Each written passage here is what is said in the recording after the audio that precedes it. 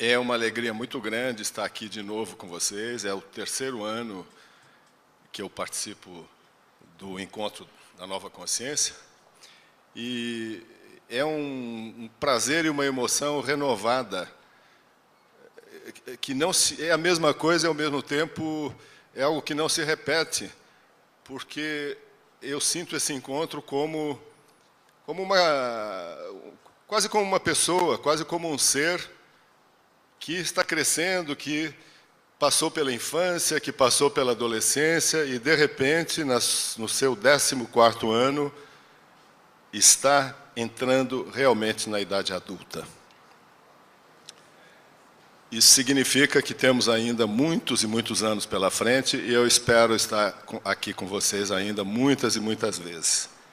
E também depois de testemunhar todo o esforço heróico que a equipe organizadora desse encontro tem desenvolvido, enfrentando 1000 obstáculos, 1000 dificuldades. Fiquei sabendo que esse encontro aqui teve apenas 30 dias de preparação, só aconteceu depois da posse da nova prefeitura, do novo prefeito. E, portanto, eu, francamente, vou procurar dar o melhor de mim para vocês em relação a esse assunto, mas eu acho que os heróis são os que fazem tudo isso aqui. O herói. O que é o herói? O herói é uma figura humana que existe desde o princípio dos tempos, da história, existiu em todas as épocas, em todas as culturas e civilizações. E o que ele representa? O herói representa uma síntese na própria pessoa dele, na sua trajetória de vida, nos atos que ele pratica. É uma síntese daquilo que existe de melhor naquele momento cultural, naquela civilização em que ele existe e em que ele atua. Nós nos lembramos, todos aqui estudamos nas escolas, dos grandes heróis do passado. Atualmente é um filme que está fazendo muito sucesso por aí, um filme colossal, que é o Alexandre, não sei se já chegou aqui a Campina, e tantos outros, o Troia, filmes que falam, que apresentam o modelo de herói, como ele era visto e entendido no passado. Como era esse herói do passado? O modelo dele era o do guerreiro conquistador. Ou seja, o general, o soldado, o chefe de Estado, o cônsul romano, que saía por aí à frente dos seus exércitos, para fazer o quê? Para conquistar mais terra, para conquistar outros povos, para expandir a esfera de poder da sua nação. Essa concepção de herói foi vigente durante muitos séculos, durante milênios. Na Antiguidade Clássica, depois durante toda a Idade Média. Por exemplo, um herói da Idade Média é o rei Arthur, aquele que, com a desculpa de sair por aí em busca do Graal, com seus cavaleiros da Távola Redonda, invadia países, massacrava populações, se apoderava do comércio desses países dominados e, no entanto, passou a história como um grande herói. E ele realmente o é. Por quê? Porque, no seu momento histórico, quando ele existiu, quando ele fez tudo isso, o conceito de herói era esse. Isso começou a mudar no decorrer do século XX, quando aquilo que a gente chama de Revolução Industrial começou a crescer num ritmo avassalador, produzindo isso que nós estamos vivendo hoje, que é essa sociedade, como nós a chamamos, da produtividade e do consumismo. E com uma série de descobertas científicas, como é o caso da energia atômica e da consequente bomba atômica, bomba de hidrogênio, em que se criou uma situação na qual, pela primeira vez na história da humanidade, a própria humanidade e o nosso planeta está ameaçado de destruição total por invenções, por tecnologias que o próprio homem criou.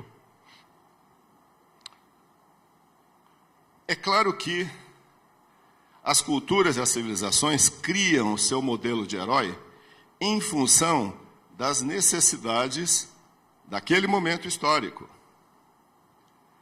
Se no passado, como eu acabei de dizer, a necessidade era de se invadir outros países, conquistar terras, conquistar poder, os heróis espanhóis que vieram aqui para a América do Sul, em busca do ouro dos nossos indígenas, de repente tudo começou a mudar. Por causa dessa ameaça gravíssima e também porque o consciente e o inconsciente coletivo começou a perceber que nós estávamos caminhando para o abismo, como ainda estamos. Haja visto os gravíssimos problemas de ecologia, de ambientalismo que estamos vivendo nesse momento. A partir daí, começou a se formar a ideia, o modelo de um novo tipo de herói. Um herói cujo objetivo principal não está mais voltado para a conquista, mas sim para a defesa da comunidade e da humanidade como um todo, para a defesa de escalas de valores que realmente são importantes, para a conquista de tesouros mais importantes do que o ouro: conhecimento, sabedoria, uma certa espiritualidade. Um grande mitólogo, talvez o maior do século XX, que foi o americano Joseph Campbell, já falecido há alguns anos, ele foi o primeiro a dizer, curiosamente, que o fato do homem ter posto os pés na Lua, coisa que aconteceu mais ou menos na década de 60, 70, não me lembro muito bem, constituiu um fator fundamental para essa mudança do nosso conceito de herói. Por quê? O porquê me foi respondido, eu tive a sorte de ter me encontrado em São Paulo há uns 10 anos, mais ou menos, com um ex-astronauta americano, Edgar Mitchell, um dos astronautas que estiveram na Lua, um desses pouquíssimos homens que tiveram esse privilégio.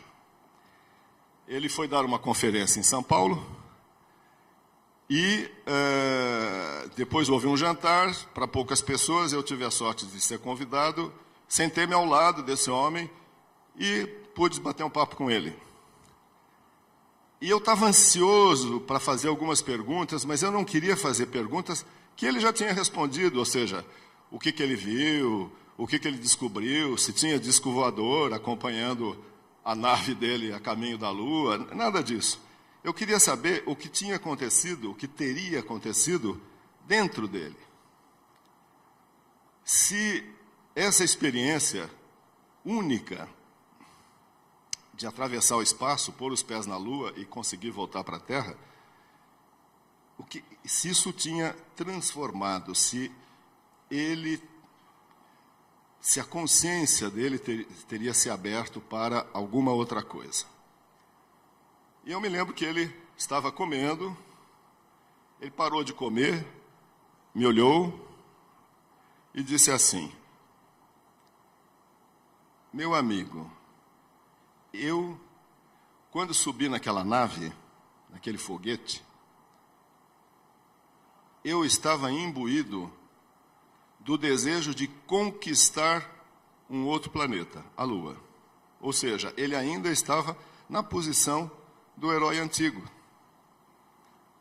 E tudo que eu queria para a glória do meu país, porque a minha cabeça tinha sido educada, tinha sido condicionada para isso. Por isso é que, graças a esses condicionamentos, é que nós aceitávamos arriscar a própria vida, porque as chances de eles morrerem numa viagem dessas era muito alta.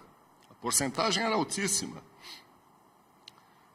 E foi assim que, tomado por esse entusiasmo, que eu subi naquela nave e a nave partiu. Depois,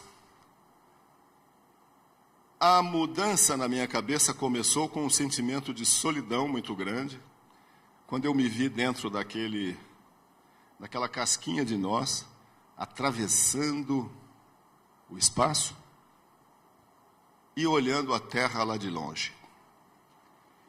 E quando eu vi a Terra lá de longe, na forma de uma bola azulada, onde a gente podia perceber os continentes, continente americano, Europa, África, eu levei um choque. E se eu for dizer qual foi a causa desse choque, você vai começar a dar risada. É que eu não vi fronteira nenhuma, eu não vi muralhas, não vi nenhum desenho separando os países.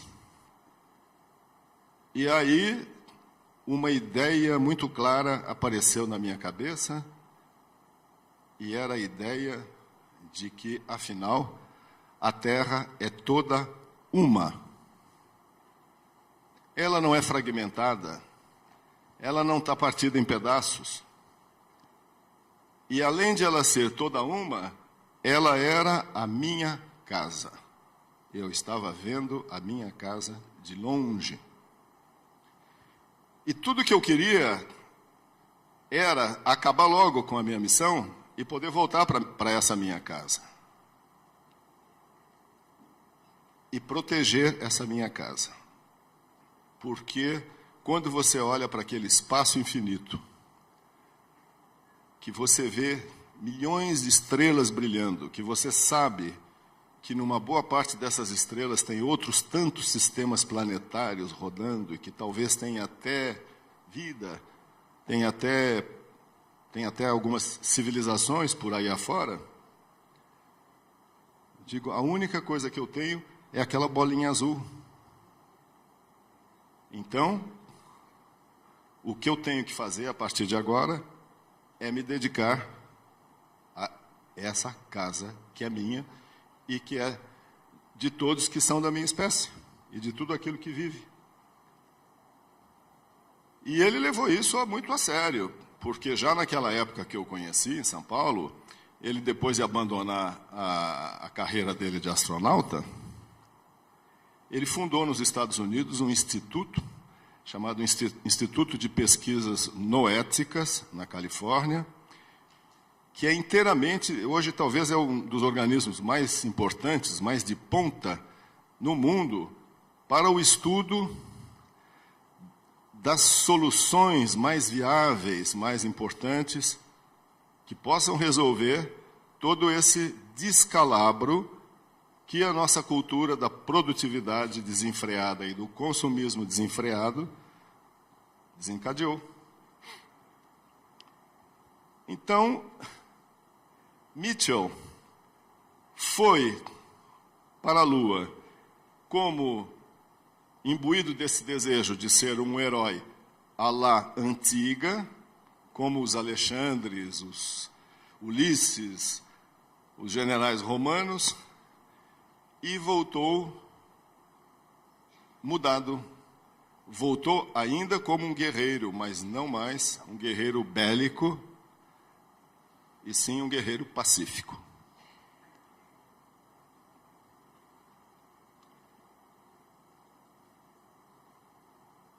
A partir daí foi que eu me interessei por esse tema e comecei a estudar um pouquinho o que é o herói, o que é a figura, o que é a personalidade de um herói e qual é a essência que anima o herói lá dentro.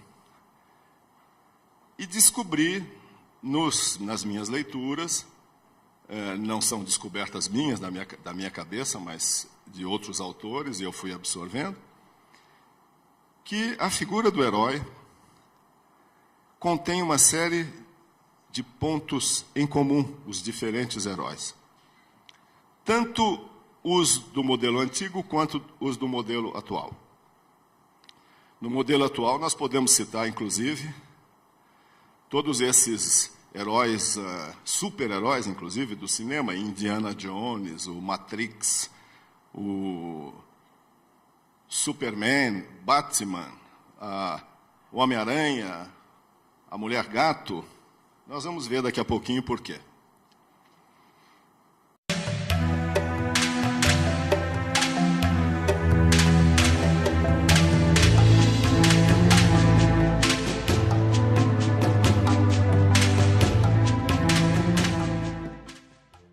A vida no universo envolve um grande e profundo mistério que precisa ser descoberto por cada um.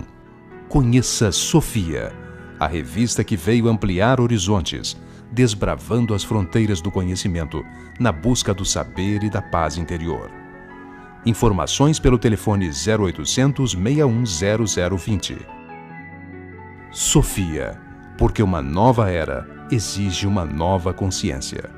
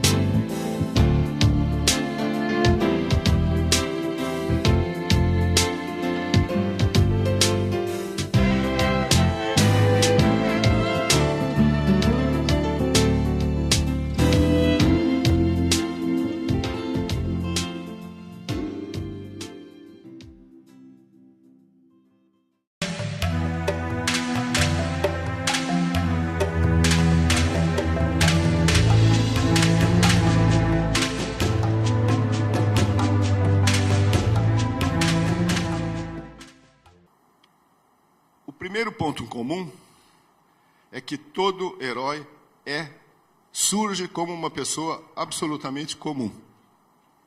Ele não tem nada de excepcional. Ele é igualzinho a você, a mim. Ele tem fraquezas, ele tem desequilíbrios emocionais, às vezes o pensamento dele fica enevoado. Enfim, é uma pessoa normal, como qualquer outra. Acontece que no herói, não se sabe por quê, num determinado momento, esse estado de normalidade, que nós poderíamos chamar um estado de inocência original, como se ele vivesse um pouco numa espécie de jardim do Éden, sociocultural, condicionado pela escola, pela família, pelo ambiente em que ele vive, acontece na vida dele alguma coisa que provoca nele uma queda repentina, um desastre ou físico, ou emocional, ou mental, ou financeiro, ou uma guerra que se desencadeia no país dele, e ele cai verticalmente. Daqui ele desce, e ele vai parar no fundo do poço. E é lá no fundo do poço, no reino de Exu, como diriam nossos estudiosos de cultura afro-brasileira, que ele tem que enfrentar a si próprio, a sua solidão, ao seu desespero, e começar o caminho lento da escalada. Essa, portanto, é uma característica comum. Eu acabei de citar alguns heróis, super-heróis aqui, que todos vocês devem conhecer. Há um deles que é o meu preferido, não sei qual é o de vocês, mas o meu preferido é o Indiana Jones. Vamos pensar um pouquinho no final de alguns dos filmes dele, porque são finais muito representativos de tudo isso que eu estou dizendo. O primeiro filme dele, aquele que ele vai buscar um amuleto nas ruínas incas ou astecas, uma coisa assim. Estão lembrados? Que vem uma bola rolando dentro de um túnel, ele é esmagado, etc. O que acontece? Indiana Jones é uma pessoa normalíssima. É um professor universitário, professor de arqueologia, de antropologia. De repente, acontece que ele fica sabendo da existência em tal lugar de uma coisa preciosíssima que existe só aquela e que tem um valor incomensurável. E ele vai atrás. Agora, ele vai atrás sozinho, vocês perceberam? Ele não vai com um exército.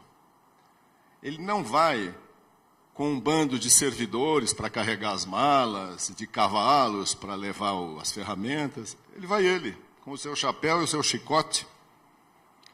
Símbolos interessantes, né?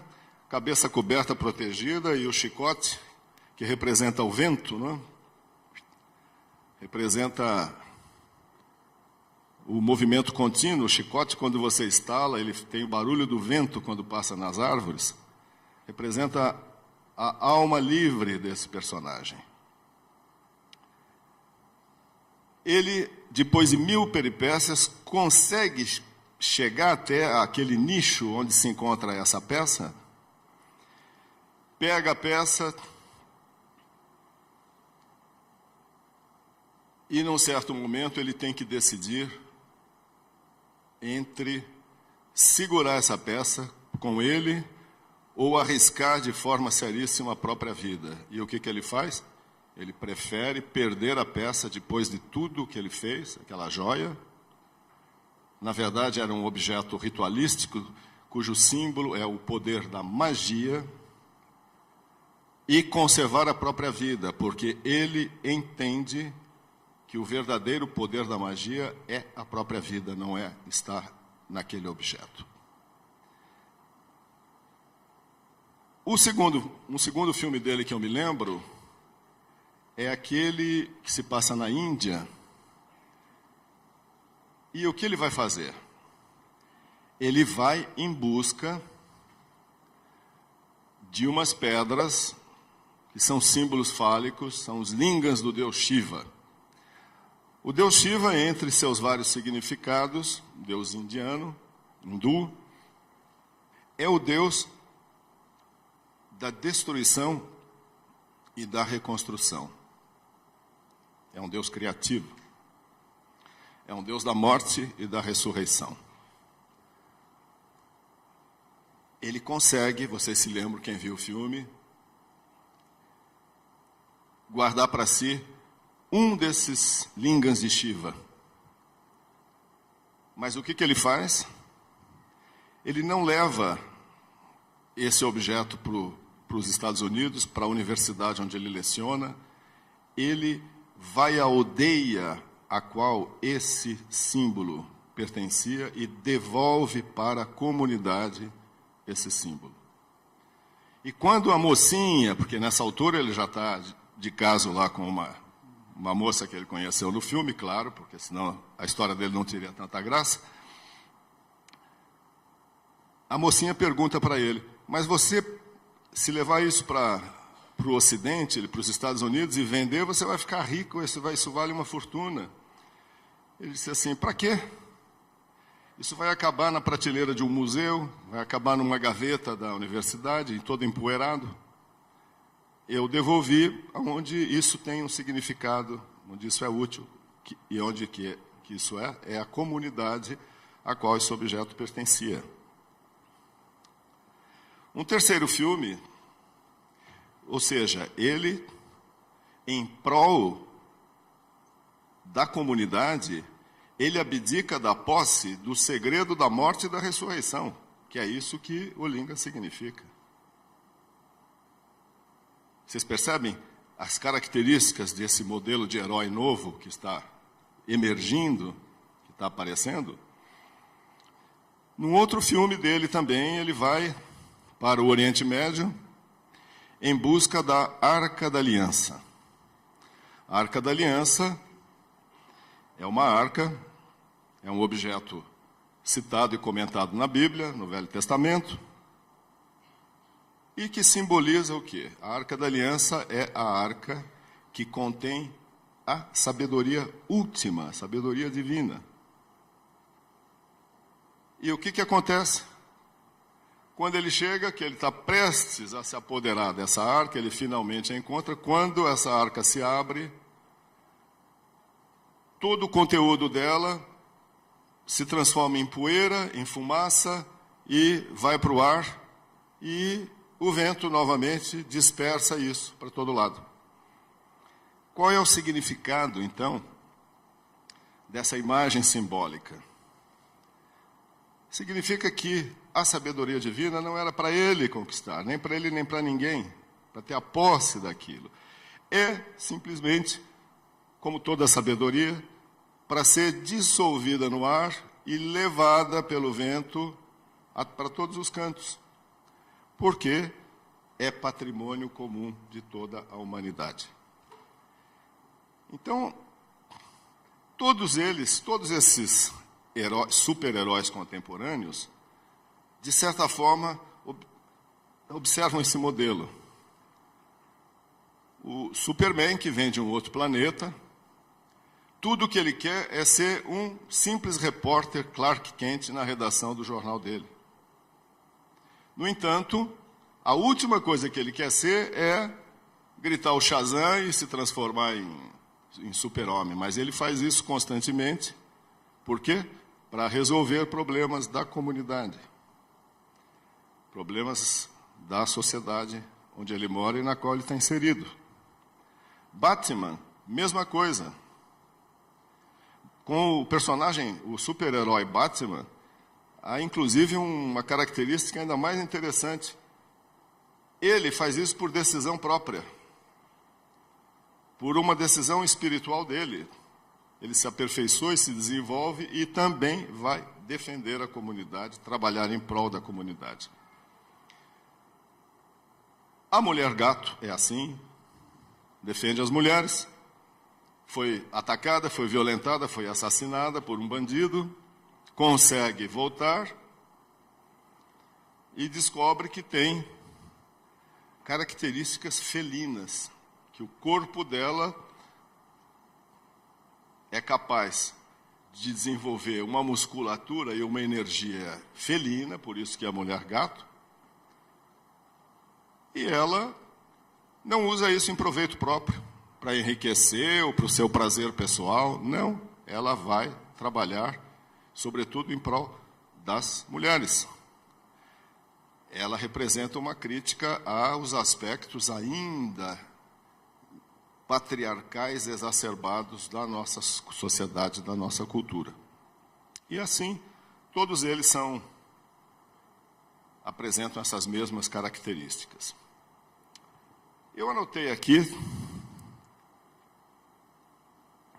4 qualidades inerentes ao guerreiro pacífico. E eu acho que todos nós teríamos que prestar atenção nessas 4 qualidades, a começar pelos nossos políticos.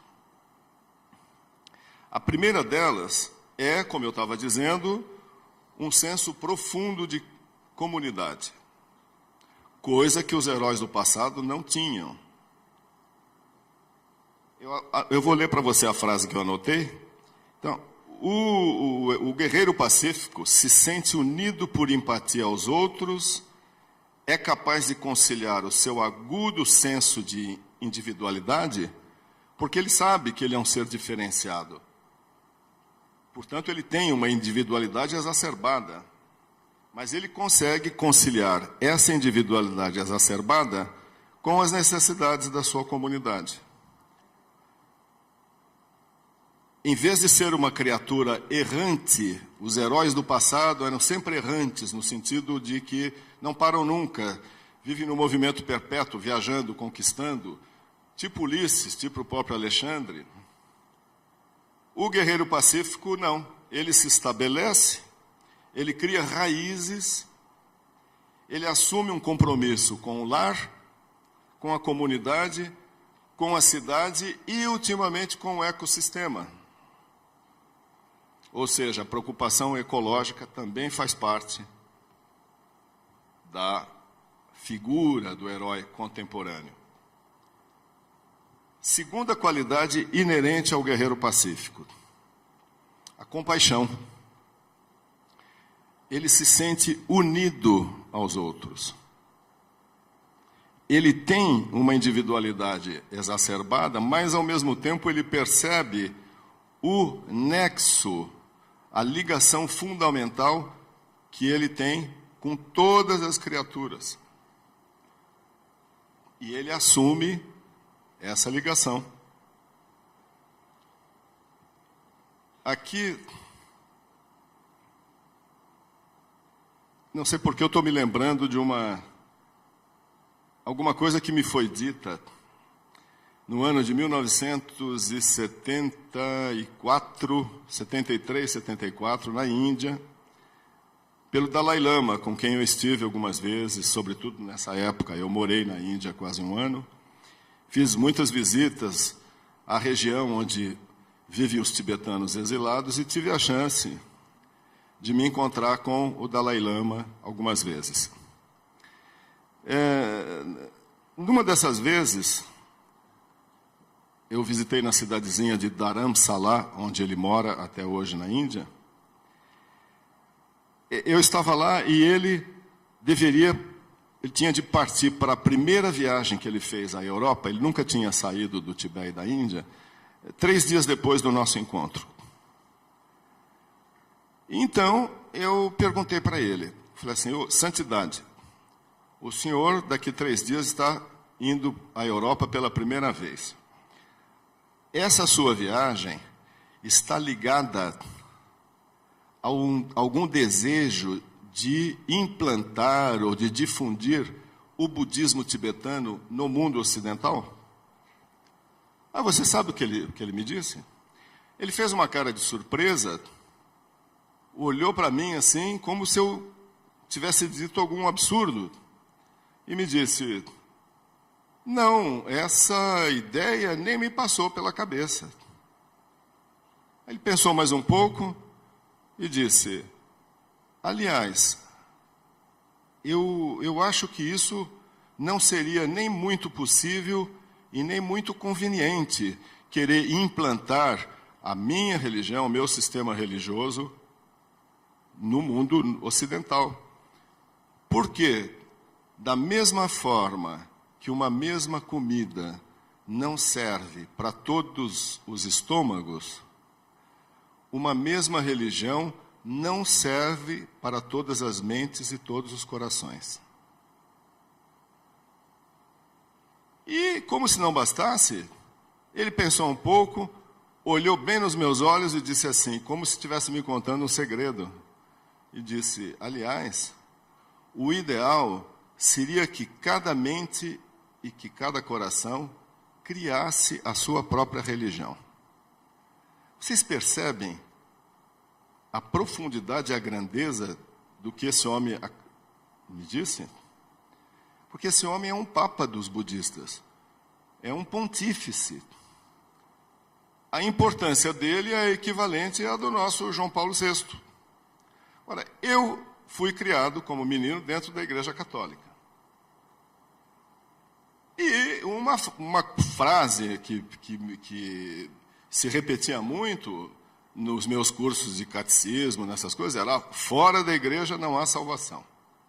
Então, ou você está aí ou você está perdido. De repente, um outro pontífice, um outro papa, chega para mim e me diz que eu tenho a liberdade e o arbítrio, mais do que o direito, eu tenho o dever de criar a minha própria religião a partir daquilo que eu penso e daquilo que eu sinto. Quer dizer, nesse momento, ele assinou para mim um atestado de libertação. Eu sou extremamente grato a esse personagem, não sou budista, embora tenha muito interesse pelo pensamento, pela filosofia, pelas colocações do budismo, mas eu vou morrer em gratidão com ele porque ele me libertou. Desde então, eu conquistei essa qualidade do herói contemporâneo, que eu acho que é a única que eu tenho, francamente falando, que é: frequento uma porção, me interesso muito pela tradição afro-brasileira, tenho cabeça feita no terreiro de São Paulo, pretendo fazer alguma obrigação dentro dessa linha ainda. Por quê? Porque com ela me identifico e que eu acho que praticamente todas as religiões que estão no Brasil são importadas, nasceram em outras culturas, em outros continentes, foram trazidas para cá. E o único fenômeno religioso, autenticamente brasileiro, que é um pouco o espelho da nossa realidade anímica, da alma brasileira, é a Umbanda e cultos correlatos, que ainda estão na infância, que ainda estão dando os primeiros passos, estão quase que engatinhando. Então, tem muitos defeitos. Mas, ao lado desses defeitos, que são os defeitos da extrema juventude, esses sistemas têm também a energia da juventude. E esse desejo do jovem, da criança, de ser livre. Essas são características do herói contemporâneo. Ele quer ser livre e responsável. Uma terceira característica importantíssima do herói contemporâneo, ou guerreiro pacífico, são sinônimos, é a humildade. Mas não a humildade entendida como subserviência, mas sim a humildade de quem se sente e se sabe livre, porém que já entendeu, já percebeu que a liberdade sem responsabilidade não existe, não tem o menor valor. Da mesma forma que a responsabilidade sem liberdade também não tem muito significado. Então, para quem quiser entender o conceito de herói contemporâneo, essas duas palavras são fundamentais: liberdade e responsabilidade.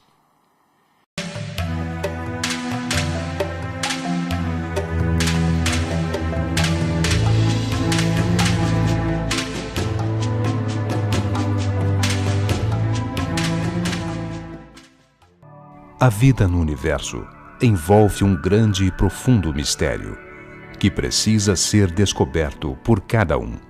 Conheça Sofia, a revista que veio ampliar horizontes, desbravando as fronteiras do conhecimento na busca do saber e da paz interior. Informações pelo telefone 0800 6100 20. Sofia, porque uma nova era exige uma nova consciência.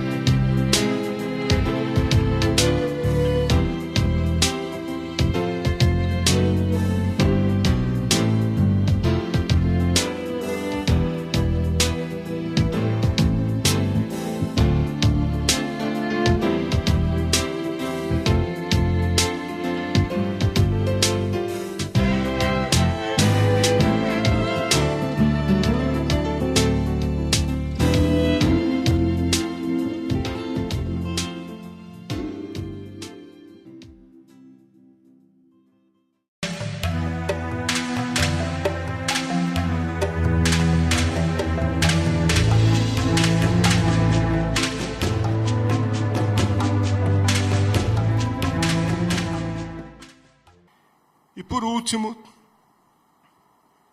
última grande característica do modelo de herói contemporâneo é a consciência de limites, o amor aos limites. O que isso quer dizer? Os gregos antigos, eles acreditavam que só existia um pecado que não tinha remissão. A esse pecado eles davam o nome grego de hybris. Se escreve H-Y-B-R-I-S. Hybris.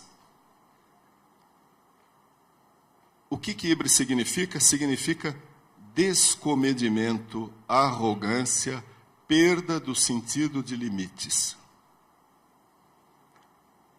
À primeira vista, para nós, muitas pessoas aqui ouvindo eu falar, talvez não entendam, mas como é que esse pode ser o único pecado que não tem remissão para os gregos? Então, se você comete parricídio, se você mata o seu pai, a sua mãe, os seus filhos, etc., esses pecados podem ser perdoados? Podem ser redimidos? Para os gregos, sim. Você ficava num estado, se você cometesse um desses pecados, uma dessas falhas, você ficaria num estado de sofrimento até a 6ª, 7ª, 8ª geração, não sei, mas depois tudo se dissolvia nas brumas do tempo.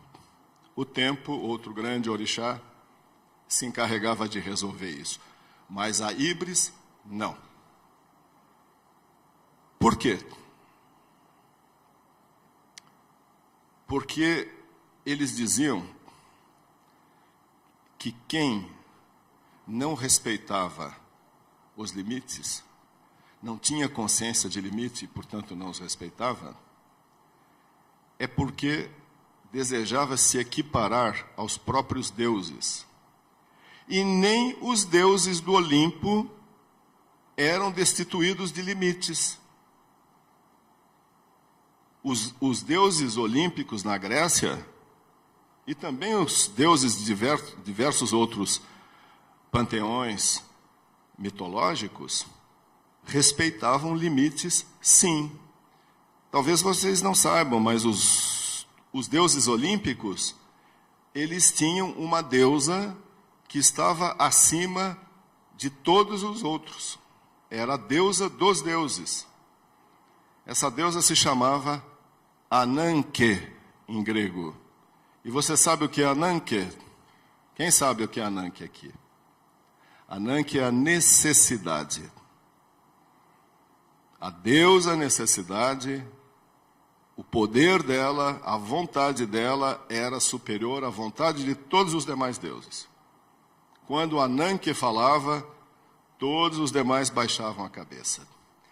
Agora, para que serve a mitologia?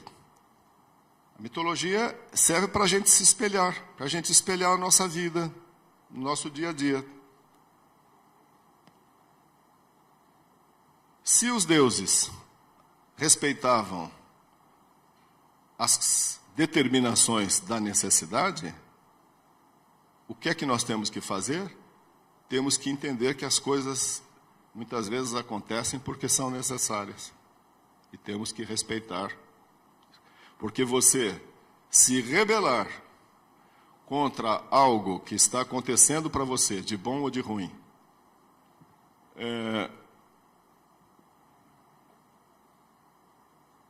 se isso é necessário para o seu aprendizado, para a sua evolução, ou como consequência de atos, de palavras, de pensamentos, de sentimentos que você criou, que você nutriu em você, você está incorrendo no pecado do descomedimento, da arrogância, da perda do sentido de limites. Trazendo isso um pouquinho mais perto do nosso cotidiano, o que tem acontecido, por exemplo, na educação das nossas crianças nas últimas décadas? Não tem havido um pouco de liberdade excessiva na educação das crianças? Eu tinha uma livraria em São Paulo, uma livraria importante, que foi vendida e depois acabou fechando. E houve um episódio um dia que eu acho que é exemplar dessa incapacidade que a nossa cultura, refletida em muitos pais, tem no tratamento com os seus filhos. Eu estava na minha sala, nessa livraria, e de repente uma das vendedoras me chamou e disse: Luiz, venha já para cá porque nós não sabemos o que fazer. Eu falei: o que está vendo? Tem um menino que está demolindo, jogando todos os livros, e a mãe se recusa a tomar qualquer providência. E eu desço, era uma livraria grande, o garoto de uns 3 ou 4 anos, ele punha o bracinho por trás dos livros e jogava tudo no chão. Aquilo já estava todo desarrumado, os livros pelo chão, abertos. E aí eu cheguei para essa mãe, que estava lá, examinando o livro, lendo, como se nada tivesse acontecendo. Eu disse: minha senhora, mas é a senhora que depois vai arrumar tudo isso que o seu filho está fazendo? Eu não sou sua empregada. Eu disse: não, a senhora não é minha empregada e desse jeito a senhora não é nem minha freguesa. A senhora ou dá jeito nessa criança ou a senhora se retire daqui, porque senão eu vou pegá-la pelo braço e vou botar para fora. Ela ficou uma fera. Você sabe o que ela me disse? Ela disse assim: o senhor é um caso patológico, o senhor é um homem neurótico, frustrado. Foi, menina, me disse. Eu disse: a senhora pode me explicar por que a senhora está achando isso de mim?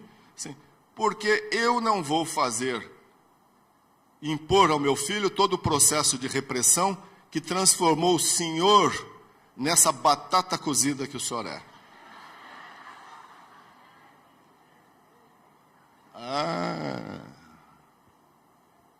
Eu disse: pois então, batata cozida, essa batata tem braços, e eu vou pegar o seu filho e vou jogar ele no meio da rua. E aí ela, furiosa, pegou a criança, jogou o livro que ela estava lendo longe e foi embora. Bom, claro que aí levamos mais de 1 hora para arrumar tudo aquilo que a criança tinha desarrumado. E eu testemunhei uma quantidade muito grande de episódios desse tipo, que são reveladores de como a nossa cultura, a nossa escola, nesse momento, nas últimas décadas sobretudo, tem perdido esse valor fundamental, que é valor primordial para o personagem heróico, que é a consciência de limites. Nós não ensinamos mais as crianças a desenvolverem esse sentido. O que acontece? Elas se transformam em personagens anti-heróicos, personagens revoltados, assim que vão enfrentar o mundo. Porque, para uma criança, o período em que a vida dela está limitada à casa, aos pais, aos irmãos, é muito curto, é de alguns anos. Depois ela tem que ir para a escola, logo depois ela vai para a faculdade, ela vai para o trabalho.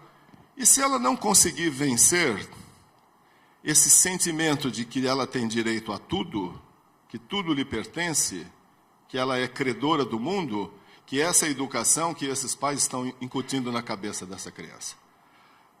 Quando ela sair pelas ruas, quando ela tiver que enfrentar os seus companheiros de trabalho, ela vai poder fazer o que quer? Assim que ela começar a manifestar, pegar os livros e pôr no chão ou fazer o que bem entende, ela vai levar tapas e cacetadas, não é verdade? Por isso é que o modelo do herói contemporâneo incorporou, coisa que isso não existia antes, os heróis do passado não tinham essa preocupação, eles faziam o que bem entendiam porque eles se consideravam semideuses, às vezes até deuses. Tinham direito de vida e morte sobre os outros. Mas o contemporâneo, não, mudou. Então, a análise, o estudo da figura do herói contemporâneo é muito importante, porque os heróis, eles são espelhos construídos pelo coletivo, para que a gente os observe, entenda aquele comportamento, a lógica que os anima, e para que a gente trate de segui-los. Porque, no fundo, todos temos o potencial do herói em nós. Aliás, a maioria de nós o somos, nós brasileiros, por exemplo. É preciso ser herói para viver nesse país diante de tantas complicações, não é, que acontecem para os brasileiros. Tempo encerrado. Muito obrigado. Até a próxima. Espero estar com vocês aqui várias vezes ainda no futuro. Tá bom?